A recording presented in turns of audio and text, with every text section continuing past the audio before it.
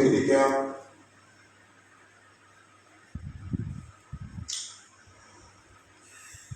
ദൈവസന്നിധിയോട് അടുത്ത് വരുമ്പോൾ പ്രാർത്ഥിക്കുന്നവരായി നാം തീരണം. നാം ദൈവസന്നിധിയിൽ നിലനിൽക്കണം. ഹന്ന എന്ന് പറയുന്ന സ്ത്രീ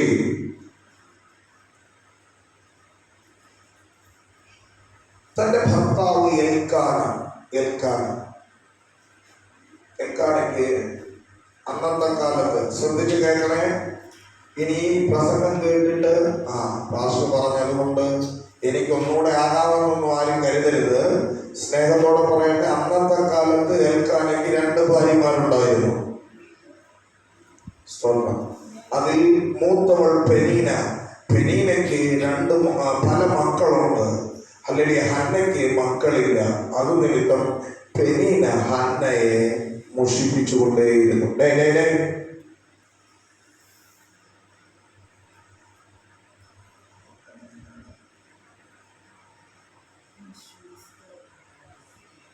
ശ്രദ്ധിച്ചു കേട്ടെ. ഞാനിങ്ങനെ ഇടയ്ക്കിടയ്ക്ക് വഴക്ക് പറയുമ്പോൾ ഇതൊക്കെ ലൈവ് പോവുകയാണ്. അതുകൊണ്ട് ശമൂവേൽ എന്ന് പറയുന്ന ഒരു ബാലകനെ ദൈവം ഹന്നയ്ക്ക് കൊടുത്തു. ഏകദേശം 4 വയസ്സ് പ്രായമായപ്പോഴത്തേക്ക് ഹന്ന ശമൂവേലിനെ എവിടെ കൊണ്ടുവന്നു? ആലയത്തിൽ ദൈവസന്നിധിയിൽ കൊണ്ടുവന്നു. അന്ന് മുതൽ ശമൂവേലിന്റെ ഭവനം ദൈവാലയമായിരുന്നു. അന്ന് മുതൽ ശമൂവേലിന്റെ പാർപ്പ് പെട്ടകത്തോട് ചേർന്നായിരുന്നു.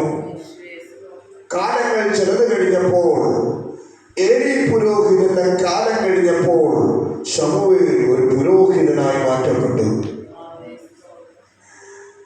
1 ശമൂവേലിന്റെ പുസ്തകം 7-ാം അധ്യായം നിങ്ങളുടെ ശ്രദ്ധയിലേക്ക് കൊണ്ടുവരുവാൻ കർത്താവിൽ ശരണപ്പെടുകയാണ്.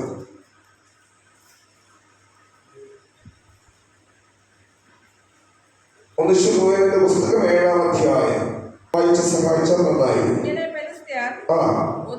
ഇങ്ങനെ ഫെലിസ്ത്യർ ഒതുങ്ങി. ഇന്ന് രാവിലെ ശ്രദ്ധിച്ച് കേൾക്കണം. ഇതുവരെ ഒതുങ്ങാത്ത ചില ഫെലിസ്ത്യ ശക്തികളെ, ജീവിതത്തിന് നേരെ പോരടിച്ചു നിൽക്കുന്ന, ജീവിതത്തിന് നേരെ ഉറഞ്ഞു തുള്ളി നിൽക്കുന്ന ഒതുങ്ങാത്ത ചില പോരാട്ട ശക്തികളെ ഒതുക്കാൻ കർത്താവ് 15-ാം തീയതി പറയും നമ്മുടെ ജീവിതത്തിൽ ഇറങ്ങി വരികയാണ്. ഇങ്ങനെ ഫെലിസ്ത്യർ ഒതുങ്ങി. പിന്നെ ഇസ്രായേൽ ദേശത്തേക്ക് വന്നതുമില്ല.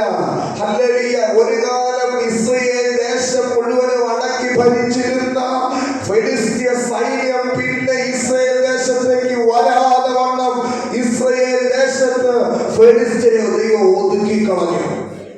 വിശ്വസിക്കാവോ? എന്റെ ജീവിതത്തെ ഇന്നലകളിൽ അടക്കി ഭരിച്ച, ഇന്നലകളിൽ എന്റെ ജീവിതത്തെ അപമാനമാടിയ പൈശാചിക മണ്ഡലങ്ങളെ ഈ ഞായറാഴ്ച പറയിക്കാൻ സ്വർഗ്ഗം ഒതുക്കിക്കളയും. കർത്താവ് ചിലതിനെ ഒതുക്കും. ക്രിസ്തുവിൽ പ്രസിദ്ധരായ പല ദൈവദാസന്മാരുണ്ട്. അതിൽ ശക്തിയോടെ ദൈവത്താൽ ഉപയോഗിക്കപ്പെട്ട ഒരു ദൈവമനുഷ്യനാണ് കൂടൽ കുഞ്ഞുമോൻ എന്ന് പറയുന്ന മനുഷ്യൻ. കൂടൽ കുഞ്ഞുമോൻ എന്ന് പറയുന്ന മനുഷ്യൻ ശക്തനായ ഒരു ദൈവത്തിന്റെ പ്രവാചകൻ. ഒരു ദിവസം ഒരിക്കൽ ഒരു 40 ദിവസം ഉപവാസം നടക്കുന്നതിനിടയിൽ കൂടൽ കുഞ്ഞുമോൻ എന്ന് പറയുന്ന ദൈവദാസൻ തന്റെ അടുത്ത് വന്നിരുന്ന ഒരാളോടൊരു ദൂത് പറഞ്ഞു. പ്രവചനാത്മാവിനൊരു ദൂത് പറഞ്ഞു. ഇത് കേട്ടുകൊണ്ട് എതിർത്ത്, നിങ്ങളിവിടെ ശ്രദ്ധിക്കണം, ഈ പ്രവചനത്തെയും ദൈവശബ്ദത്തെയും ഒക്കെ എതിർത്ത് പരിഹസിച്ചുകൊണ്ട് വേറൊരാൾ അവിടെ ഉണ്ടായിരുന്നു. ആലോചന പറഞ്ഞുകൊണ്ടിരിക്കുമ്പോൾ ദൂത് പറഞ്ഞുകൊണ്ടിരിക്കുമ്പോൾ ഇവിടെ ശ്രദ്ധിച്ചേ, ദൂത് പറഞ്ഞുകൊണ്ടിരിക്കുമ്പോൾ, ആലോചന പറഞ്ഞുകൊണ്ടിരിക്കുമ്പോൾ സംഭവിച്ച ഒരു പ്രധാന വിഷയം, ഈ ദൂത് കേട്ട മത്തായി എന്ന് പേരുള്ള എതിർത്തുകൊണ്ടിരുന്ന മനുഷ്യൻ ഇങ്ങനെ പറഞ്ഞു: കുഞ്ഞോനെ, വെറുതെ ആളെ പേപ്പടി കാണിക്കരുത്, ദൈവം ഇതൊന്നും ചെയ്യൂല എന്ന് പറഞ്ഞു. കുഞ്ഞോൻ ചായ വേറൊന്നും പറഞ്ഞില്ല.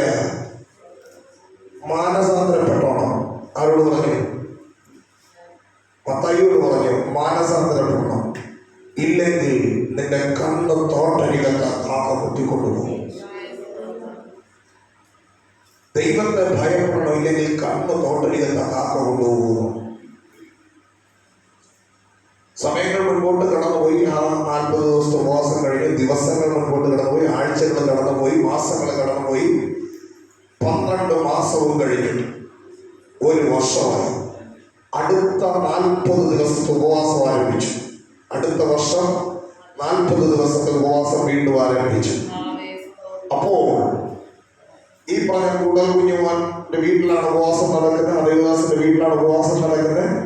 അദ്ദേഹം ഉപവസിക്കുന്നു, കൂടെ പലരും വന്ന് ഉപവസിക്കുന്നു. അടുത്ത വർഷം തികഞ്ഞപ്പോൾ ഈ മത്തായി എന്ന് പറയുന്ന ആളും ഈ ഉപവാസത്തിന് വന്നിട്ട് പ്രാർത്ഥനയ്ക്ക് ഇരിക്കുകയല്ല ചെയ്ത്, വന്നിട്ട് പറഞ്ഞ കള്ള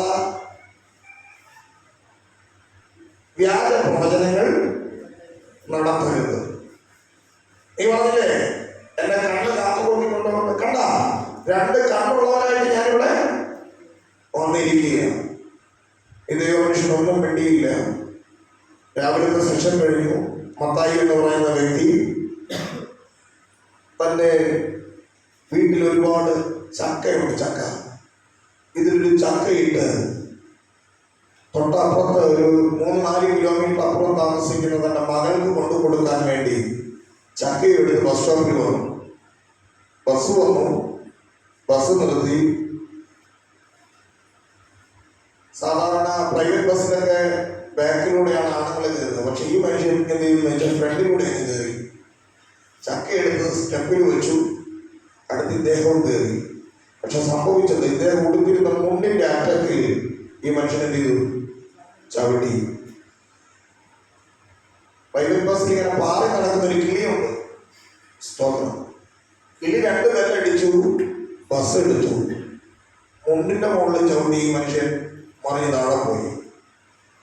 ആരും കണ്ടില്ല. പുറകിലെ വീല് കയറി ഇറങ്ങി. തൊട്ടൊരു ശബ്ദം കേട്ട് കയറി ഇറങ്ങി. വണ്ടി ചവിട്ടി നിർത്തി. ഉടനെ അദ്ദേഹത്തെ എടുത്ത് ആശുപത്രിയിൽ കൊണ്ടുപോകാൻ വേണ്ടി മാറ്റി കിടത്തി. ഒരു ഷീറ്റ് എടുത്തതിൽ കിടത്താമെന്ന് പറഞ്ഞ് നോക്കുമ്പോ ആൾക്കാർ നോക്കുമ്പോ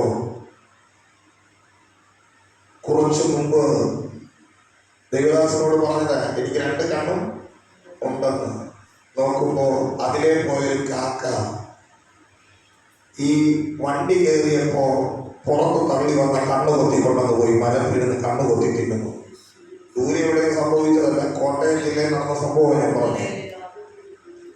ഇന്ന് മുതൽ ഞാനിത് പറയാൻ കാരണം 1 വർഷം ഈ മത്തായി എന്ന് പറയുന്ന മനുഷ്യന് മാനസാന്തരപ്പെടാൻ ദൈവം അവസരം കൊടുത്തു. 1 വർഷം കൊടുത്തിട്ടും അവൻ എന്ത് ചെയ്തില്ല? മാനസാന്തരപ്പെട്ടില്ല. ബൈബിൾ പറയുന്നു കൂടെ കൂടെ ശാസന കേട്ടിട്ടും ശാഠ്യം കാണിക്കുന്നവൻ നീക്കുപോക്കില്ലാതെ പെട്ടെന്ന് നശിച്ചു പോകും. അങ്ങനെ നശിച്ചു പോകുന്നവരുടെ ഗണത്തിൽ ഞാനും നിങ്ങളും ആകാതിരിക്കാൻ വളരെ സൂക്ഷ്മത്തോടെ വേണം ദൈവസന്നിധിയോട് അടുത്ത് വരാൻ. ശ്രദ്ധിച്ചു തന്നെ. ഇവിടെ ദാവീദ് ദൈവസന്നിധിയിൽ വിശ്വസ്തനായി, ശമൂവേൽ പുരോഹിതനായി മാറി. അവൻ ബാല്യം മുതലേ ആലയത്തിൽ വസിക്കുന്നവനായിരുന്നു ശമൂവേൽ. അങ്ങനെ ശമൂവേൽ ആലയത്തിൽ വസിച്ചു വരുമ്പോൾ ഫെലിസ്ത്യരെ ഒതുക്കിക്കളഞ്ഞു. എന്നിട്ട് പറയുക, പിന്നെ ശമൂവേലിന്റെ കാലത്തൊക്കെയും യഹോവയുടെ കൈ ഫെലിസ്ത്യർക്ക് വിരോധമായിരുന്നു. വിശ്വസിക്കാമോ? നിന്റെ കാലത്തൊരിക്കലും ഒരു ശത്രുവിനും നേരെ ഹല്ലേലൂയ നീ യുദ്ധത്തിന് പോകേണ്ടി വരില്ല. ശത്രുവിന്റെ കൈ, നിന്റെ ശത്രുവിന്റെ നേരെ ദൈവത്തിന്റെ കൈ ഉയർന്നിരിക്കും. നിന്റെ ശത്രുവിന്റെ നേരെ ദൈവത്തിന്റെ കൈ ഉയർന്നിരിക്കും. ശ്രദ്ധിച്ചു കേട്ടെ. ശമൂവേലിന്റെ കാലത്തൊക്കെയും ഫെലിസ്ത്യർക്ക് ദൈവത്തിന്റെ കൈ വിരോധമായിരുന്നു. ഇന്ന് പകൽ പ്രാർത്ഥിക്കപ്പാ, എന്റെ കാലം മുഴുവനും, എന്റെ തലമുറയുടെ കാലം മുഴുവനും, എന്റെ കൊച്ചുമക്കളുടെ കാലം മുഴുവനും ശത്രുവിന് നേരെ അപ്പാ അങ്ങയുടെ കൈ വിരോധമായിരിക്കണം. എന്റെ കാലം മാത്രമല്ല, എന്റെ മക്കളുടെ കാലം മാത്രമല്ല, എന്റെ കൊച്ചുമക്കളുടെ കാലം, എന്റെ കൊച്ചുമക്കളുടെ കാലം വരെയും അപ്പാ ശത്രുവിന്റെ നേരെ അങ്ങയുടെ കൈ വിരോധമായിരിക്കണം. എന്റെ കുടുംബത്തിൽ ആരുടെ നേരെയും ശത്രു കരം ഓങ്ങരുതപ്പാ. എന്റെ മക്കളെ, എന്റെ മരുമക്കളെ, എന്റെ കൊച്ചുമക്കളെ, എന്റെ ഭാര്യ, എന്റെ ഭർത്താവിനെ, അല്ലെങ്കിൽ എനിക്കുള്ളതിന് ഒന്നിനെയും ശത്രു എന്ത് ചെയ്യരുത്? തുടരുത്. പ്രാർത്ഥിക്കാൻ തയ്യാറാകണം. ഇന്ന് മകൻ അങ്ങനെ പ്രാർത്ഥിച്ച കർത്താവ് അത്ഭുതങ്ങളെ ചെയ്യുന്ന ദൈവമാണ്. ഹല്ലേലൂയ. 15-ാം വാക്യം ഒന്ന് വായിച്ചേ. ശമൂവേൽ ജീവപര്യന്തം. അപ്പൊ ശ്രദ്ധിച്ച് കേൾക്കണം. എത്ര നാള് ദൈവത്തെ സേവിക്കണം? മരണം വരെ. റിട്ടയർമെന്റ് ഇല്ലാത്ത ഒരു ജോലിയാ കർത്തൃവേല. എന്നോട് ചില നേരത്തൊക്കെ നമ്മുടെ ജനറൽ സെക്രട്ടറി ഷുഗർ ഇങ്ങനെ ഇടയ്ക്കിടയ്ക്ക് പറയും, പക്ഷെ മഴയല്ലേ, നിങ്ങൾ ഇപ്പൊ വരണ്ട. ചില സ്ഥലങ്ങളിലേക്കൊക്കെ പോകാൻ ഇറങ്ങും, ഇങ്ങോട്ടൊക്കെ വരാൻ ഇറങ്ങുമ്പോ അല്ലേ മഴയൊക്കെ വരുമ്പോ ഈ മഴയൊക്കെ നിങ്ങൾ ബന്ധപ്പെട്ട് വരണ്ട. പക്ഷെ ഞാൻ മിക്ക സമയത്തും അത് കേട്ട് വരാതിരിക്കാറില്ല, വരാറുണ്ട്. കാരണം ഞാൻ മനസ്സിലാക്കുന്ന ഒരു കാര്യം, ദൈവം എന്നെ ഈ വേലയ്ക്ക് വിളിച്ചു. ഇതിന് ലീവില്ല, വെക്കേഷൻ ഇല്ല. ശ്രദ്ധിച്ചു കേൾക്കണേ. ലീവില്ല, വെക്കേഷൻ ഇല്ല, റിട്ടയർമെന്റ് ഇല്ല, ശമ്പളമില്ല, ഗ്രാറ്റുവിറ്റി ഇല്ല, പ്രൊവിഡന്റ് ഫണ്ട് ഇല്ല, ഒന്നുമില്ല. പക്ഷേ എല്ലാം ഉള്ളവരായി നടക്കാൻ കൃപ തരുന്ന ഒരു വേദിയിലാണ്. ഇന്ന് രാവിലെ ശ്രദ്ധിച്ച് കേട്ട പ്രിയമുള്ളവരെ, എല്ലാം ഉള്ളതുപോലെ നടക്കാൻ കർത്താവ് നമ്മുടെ മേൽ കൃപ പകരട്ടെ. Praise the lord. ശമൂവേല് അവന്റെ ജീവപര്യന്തം അവൻ മരിക്കുന്നത് വരെയും ന്യായപാലനം ചെയ്തു. 16-ാം വാക്യം പറയുന്നത്, അവൻ ആണ്ടുതോറും ബേഥേലിലും ഗിൽഗാലിലും മിസ്പയിലും ചുറ്റി സഞ്ചരിച്ച് അവിടെ ഉടനകളിൽ വെച്ച് ഇസ്രായേലിൽ ന്യായപാലനം ചെയ്തിട്ട് രാമയിലേക്ക് മടങ്ങിപ്പോരും. ശമൂവേലിന്റെ വീട് രാമ എന്ന് പറയുന്ന സ്ഥലത്താണ്. രാമയിലേക്ക് മടങ്ങി വരും. രാമയിൽ ശമൂവേൽ അവിടെ വെച്ച് വീട്ടിൽ വെച്ച് ന്യായപാലനം ചെയ്യുമായിരുന്നു. നമ്മളൊക്കെ ഇവിടെ നല്ല ഭക്തരാണല്ലേ, അല്ലേ? നമ്മളൊക്കെ കണ്ട നല്ല ഭക്തരായിട്ട് തോന്നുന്നില്ലേ? ഉണ്ടെന്നോ ഇല്ലെന്നോ? ഉണ്ട്. നമ്മുടെ വീട്ടിൽ വന്നാൽ നമ്മൾ ഭക്തരാണോ? വീട്ടിൽ ചെന്നാൽ നമ്മൾ ഭക്തരാണോ? സ്തോത്രം. പാസ്റ്റർ വണ്ടിയുടെ ശബ്ദം നമ്മുടെ വീട്ടിലെ പട്ടികൾക്ക് പോലും അറിയാമെന്നുള്ളത് വാസ്തവം. സ്തോത്രം. ഉള്ളതാണ് ഞാൻ പറഞ്ഞത്. കാരണം മനോരമയുടെ വീട്ടിൽ 2 പട്ടിക്കുട്ടികളുണ്ട്. ആ പ്രദേശത്ത് എവിടെയെങ്കിലും ഞാൻ എന്റെ വണ്ടിയും കൊണ്ട് കയറിയ ഇത് ഓടി എന്റെ അടുത്ത് വരും, എന്റെ പുറത്ത് വരും. കഴിഞ്ഞ ദിവസം സൈമൺ സാറിന്റെ വീട് വരെയും വന്നത്. സ്തോത്രം. ഞാനത് ചെക്ക് ചെയ്തു, വേറെ ഏതെങ്കിലും വണ്ടിയുടെ പുറകെ ഇങ്ങനെ പോകുന്നുണ്ടോ. അതുവഴി പല ബൈക്കുകൾ പോയി. ഒരെണ്ണത്തിന്റെ പുറകെ പോലും തിരിഞ്ഞു പോലും നോക്കിയില്ല വണ്ടി. നമ്മുടെ വണ്ടി ആ കയറ്റം കയറി തുടങ്ങുമ്പോഴത്തേക്ക് ഈ വണ്ടി എവിടെ നിന്നാണ് അറിഞ്ഞൂടാ രതീഷ് വേറെ പുറകെ വരും, പാലാക്കിക്കൊണ്ട് പുറകെ വരും. എന്നിട്ട് അത് ഒരുമാതിരി ശബ്ദമൊക്കെ ഉണ്ടാക്കും, സ്നേഹപ്രകടനം. നമ്മുടെ ശബ്ദം, നമ്മുടെ വാഹനത്തിന്റെ ശബ്ദം പോലും പട്ടിക്ക് പോലും അറിയാം. അപ്പോ സ്വന്തം കഴിഞ്ഞിടയ്ക്ക് ഞങ്ങൾ ആ കയറ്റം കയറി വരുന്ന വഴിക്ക് ജുവാന ശബ്ദം കേട്ടിട്ട് പറഞ്ഞു ഭാഷ വരുന്നുണ്ടോ, അല്ലെ? വണ്ടിയുടെ ശബ്ദം കേട്ടപ്പോൾ അവർക്കും മനസ്സിലായി. പാസ്റ്റർമാർ വരുമ്പോ അല്ലെങ്കിൽ ദൈവദാസന്മാർ ദൈവമക്കൾ വരുമ്പോ നമ്മളൊക്കെ വളരെ ഹാപ്പിയാണ്, ഭക്തരാണ്. ഇവരാരും ഇല്ലാത്ത നമ്മുടെ രഹസ്യമായ സമയങ്ങളുണ്ടല്ലോ. ഭാര്യയും ഭർത്താവും മാത്രമുള്ള, ഭാര്യയും ഭർത്താവും മക്കളും മാത്രമുള്ള നമ്മുടെ ജീവിതത്തിലെ രഹസ്യ സമയങ്ങൾ. ആ സമയത്ത് നാം ഭക്തരാണോ? ആ സമയത്ത് ദൈവിക ബന്ധം നമുക്ക് എങ്ങനെയാണ്? അതോ പള്ളിയിൽ വരുമ്പോ മാത്രം ഭക്തിയാണോ? ഹൃദയത്തിന്റെ നിരൂപണങ്ങളെ പോലും ദൂരത്തു നിന്ന് ഗ്രഹിക്കുന്ന കർത്താവിന്റെ മകൻ പറയുകയാണ്, വീട്ടിനകത്തും ശമൂവേൽ യാഗപീഠം പണിതു, വീട്ടിനകത്തും ശമൂവേൽ ന്യായപാലനം ചെയ്തു എന്ന് പറഞ്ഞാൽ പ്രസംഗിക്കുന്ന ഞാനും കേൾക്കുന്ന നിങ്ങളും വീട്ടിനകത്തും സാക്ഷ്യം നഷ്ടപ്പെടുത്താതെ സൂക്ഷിക്കുന്നവരാകണമെന്നർത്ഥം. ആലയത്തിനകത്ത് സാക്ഷ്യത്തിലല്ല കാര്യം, വീട്ടിനകത്ത് നമുക്കൊരു സാക്ഷ്യം ഉണ്ടാകണം. നവോമിയുടെ 2 മരുമക്കൾ ഓർപ്പയും രൂത്തും. ഓർപ്പാമ്മാവിയെ കെട്ടിപ്പിടിച്ച് ഉമ്മയും കൊടുത്താണ് പോയി കളഞ്ഞു. ഓർപ്പയെ കുറിച്ച് പിന്നെ ഒന്നും വേറെ പുസ്തകത്തിൽ പറയുന്നില്ല. പക്ഷെ രൂത്ത് നവോമിയോട് പറ്റി നിന്നു. നവോമിയോട് പറ്റി യേശുവിന്റെ വലിയ പച്ചിയാക്കി കർത്താവ് മാറ്റി. ഇന്ന് രാവിലെ ശ്രദ്ധിച്ച് കേൾക്കണം പ്രിയമുള്ളവരെ. പറ്റി നിന്നാൽ, ചേർന്ന് നിന്നാൽ, വീട്ടിനകത്ത് സാക്ഷ്യത്തോടെ നിന്നാൽ, നമ്മൾ ആലയത്തിനകത്ത് വന്ന് മണിക്കൂറുകൾ കരഞ്ഞ് പ്രാർത്ഥിക്കേണ്ട വരില്ല. കർത്താവ് അത്ഭുതത്തിന്റെ വാതിലുകൾ നമുക്ക് വേണ്ടി തുറക്കും. വീട്ടിനകത്ത് എന്ത് വേണം? സാക്ഷ്യം വേണം. അതുകൊണ്ട് ഇന്ന് പകലിൽ എന്നെ കേൾക്കുന്ന പ്രിയമുള്ളവരെ, സാക്ഷ്യത്തോടെ നിൽക്കാൻ കർത്തൃകരങ്ങളിൽ സമർപ്പിക്കാം. 8-ാം അധ്യായം അതിന്റെ 1 മുതൽ 5 വരെയുള്ള വാക്യങ്ങൾ മാത്രം വായിച്ച് അവന്റെ വാക്കുകൾ ചുരുക്കുക. ശമൂവേൽ വൃദ്ധനായപ്പോൾ തന്റെ പുത്രന്മാരെ ഇസ്രായേലിന് ന്യായാധിപന്മാരാക്കി. അപ്പോ ഈ പാസ്റ്റർ ചെയ്ത കാര്യം, ശമൂവേൽ പാസ്റ്റർ ചെയ്ത കാര്യം, വൃദ്ധനായപ്പോ മക്കളെ പിടിച്ചാലാക്കി പാസ്റ്റർമാരാക്കി. ഹലോ, മക്കളെ പിടിച്ച് പാസ്റ്റർമാരാക്കി. പക്ഷെ സംഭവിച്ചത് കേൾക്കണോ? അവന്റെ ആദ്യജാതന് യോബേലെന്നും രണ്ടാമത്തവന് അബിയാവ് എന്ന പേർ. അവൻ ബേർശേബയിൽ ന്യായപാലനം ചെയ്തു പോന്നു. 3-ാം വാക്യം, അവന്റെ പുത്രന്മാർ അവന്റെ വഴിയിൽ നടക്കാതെ ദുരാഗ്രഹികളായി കൈക്കൂലി വാങ്ങി ന്യായം മറിച്ചു വന്നു. ഇന്ന് രാവിലെ മാതാപിതാക്കളെ, നമ്മുടെ മക്കൾക്ക് വേണ്ടി പ്രാർത്ഥിക്കണം. നമ്മൾ ദൈവത്തെ സേവിക്കുന്നു, നമ്മൾ ദൈവത്തെ ആരാധിക്കുന്നു. നാളെ നമ്മുടെ മക്കൾ ദൈവ വഴി വിട്ടു പോകരുത്. അവർ ദൈവകൃപയിൽ നിലനിൽക്കണം. അവരെ ലോകം വശീകരിക്കരുത്. അവരെ ലോകം വശീകരിക്കരുത്. ദൈവത്താൽ അവർ വശീകരിക്കപ്പെടണം.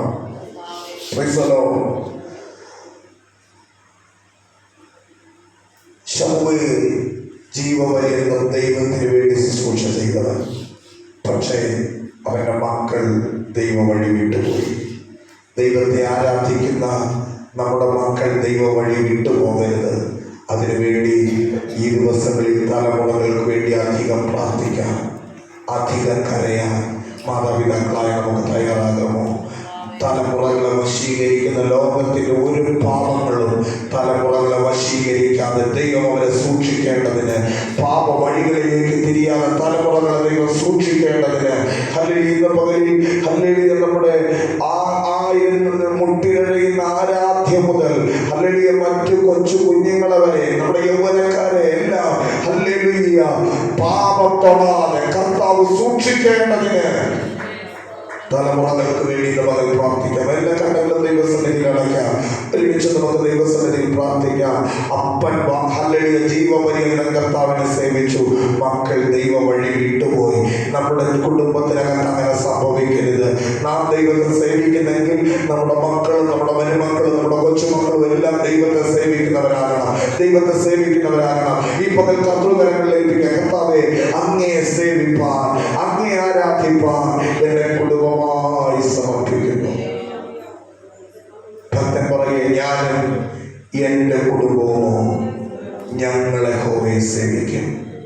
ഇന്ന് പകൽ പറയാൻ ചങ്കൂറ്റമുള്ളത്, പറയാൻ ചങ്കൂറ്റമുള്ള കുടുംബങ്ങൾ അധരം തുറന്ന് പറ, ഞാനും എൻ്റെ കുടുംബവും ഞങ്ങൾ യഹോവയെ സേവിക്കും. വാ തുറന്ന് പറഞ്ഞേ, പറയാൻ ധൈര്യമുള്ള ഉറപ്പുള്ളത് വാ തുറന്ന് പറ, ഞാനും എൻ്റെ കുടുംബവും ഞങ്ങൾ യഹോവയെ സേവിക്കും.